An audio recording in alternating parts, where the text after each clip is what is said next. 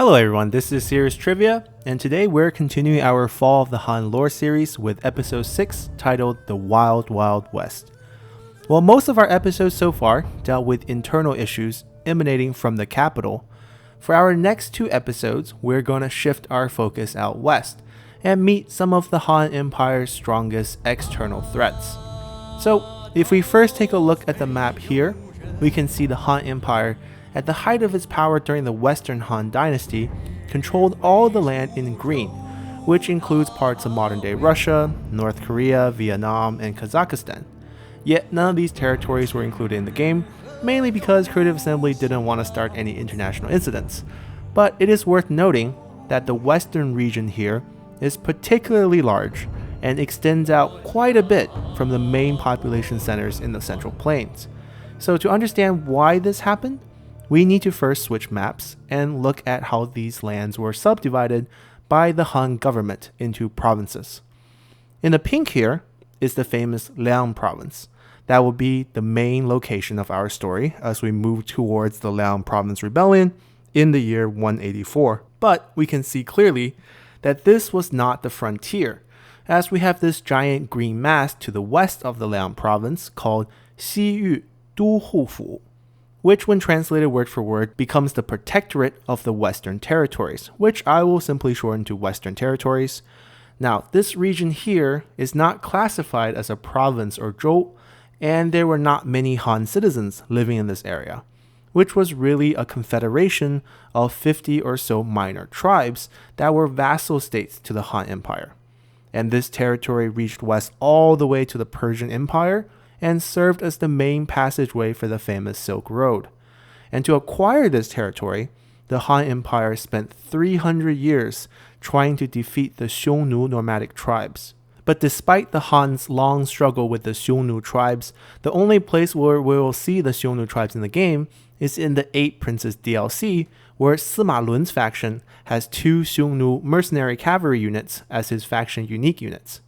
The reason they don't appear at all in the base game or the Mandate of Heaven DLC is because the Han Empire, after being at war with the Xiongnu for over 300 years, finally achieved ultimate victory, as the Xiongnu leadership fractured internally following a string of devastating defeats as they were split into a northern tribe, which migrated northwest through the Eurasian steppes towards Europe, where they would integrate with other local tribes and eventually become what the Europeans called the Han. And the southern tribes decided to remain and become a peaceful vassal state to the Han Empire.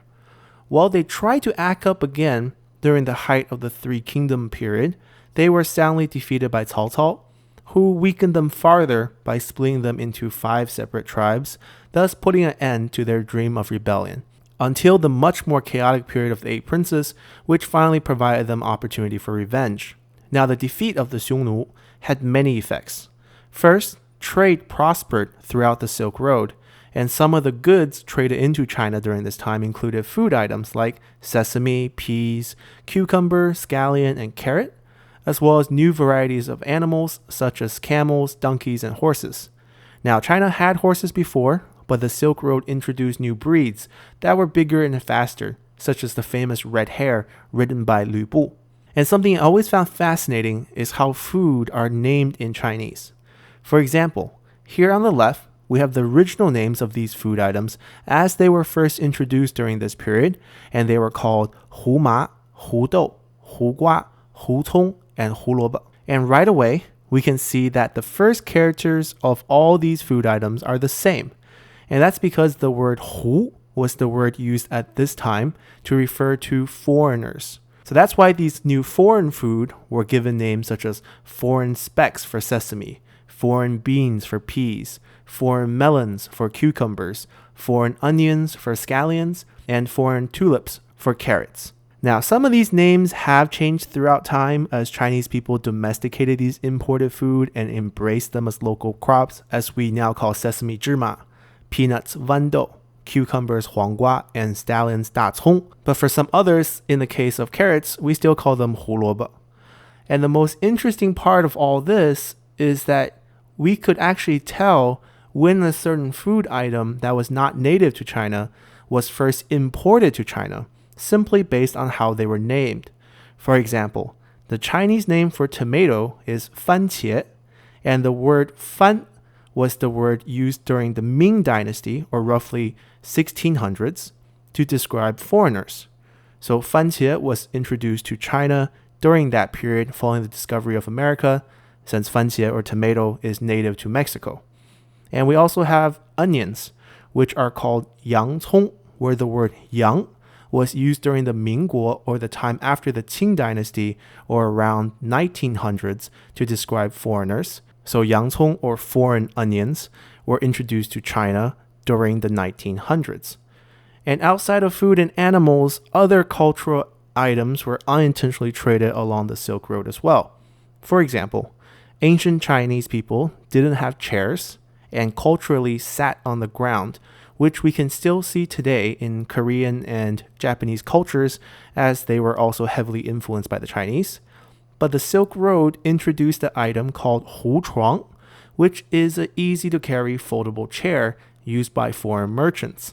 And this will eventually be adapted into chairs, which in the evolution of the Chinese people and anatomy help improve their height and posture.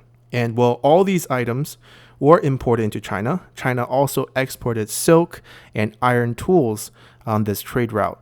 And trade was profitable for all sides, as the Han Empire was heavily incentivized to maintain a strong control over the Silk Road.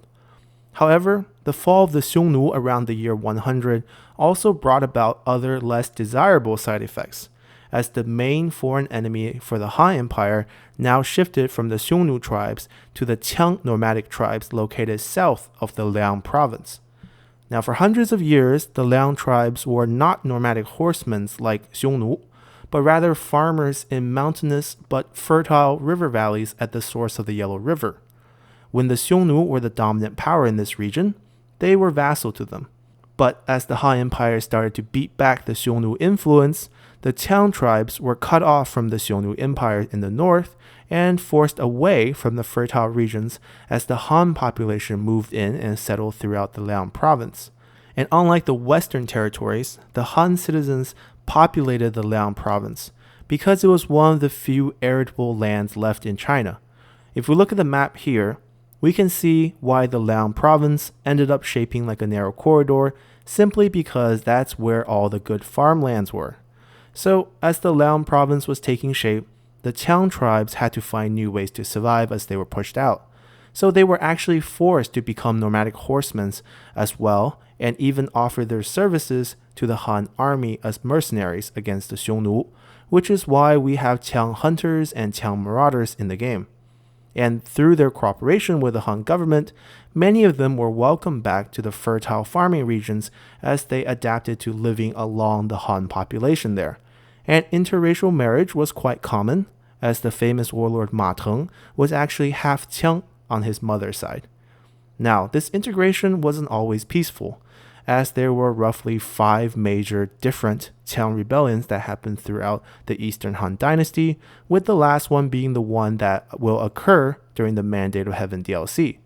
And most of the time, what ends up happening is that the Han government official in charge of Qiang relationships, called Hu Qiang Xiao Wei, or the Qiang lieutenant, messes up, or is corrupt himself as he tries to exploit the local Qiang population, which will spark an uprising. And the Qiang people were quite unique in that they didn't really care much about bloodline, and they would nominate a leader purely based on strength. So you could be a Han citizen, like Han Sui, for example, and end up being nominated to lead a Qiang rebellion, and the Qiang tribes would follow you wholeheartedly. But a problem with this system was that there were often infightings for control, which ended up being the most common reason why most Qiang rebellions ended in failure, as their internal command fractured in battle for control. But before we get to this one final Qiang rebellion, we're going to cover the Hun policies under the last 3 successful Qiang lieutenants in Huang Fugui, Zhang Huan, and Duan Jiong, who are collectively referred to as Liangzhou Sanming, or the 3 Mings of the Liang province, because all 3 of them had the word Ming in their style name, and it happens that Ming means bright or hints at success, so they were making a pun here. And all 3 of them did have tremendous success during their reign as the Hu Qiang Xiao Wei, or the Qiang lieutenant. Now, we have already introduced Zhang Huan a little bit in our past episode, but his records out west will be much more impressive than his showings at the capital, and Huang Fugui, as those of you have probably already guessed, is related to Huang Fusong, who will be getting his own model in the upcoming Mandate of Heaven DLC, as Huang Fugui is his uncle. And our final general here is Duan Zhong, who was probably the most successful general in the late Eastern Han Dynasty, but often discredited for his work out west because of his later associations with the eunuchs. And we'll dive into all their accomplishments against the town in our next episode, as well as explore how Duan Zhong's scorched earth policy and the corruption set about by Emperor Liu Hong, which we covered in our last episode, finally pushed the entire Liang province into rebelling at the worst possible time, as the yellow turbans in the northeast started to ravage the country as well.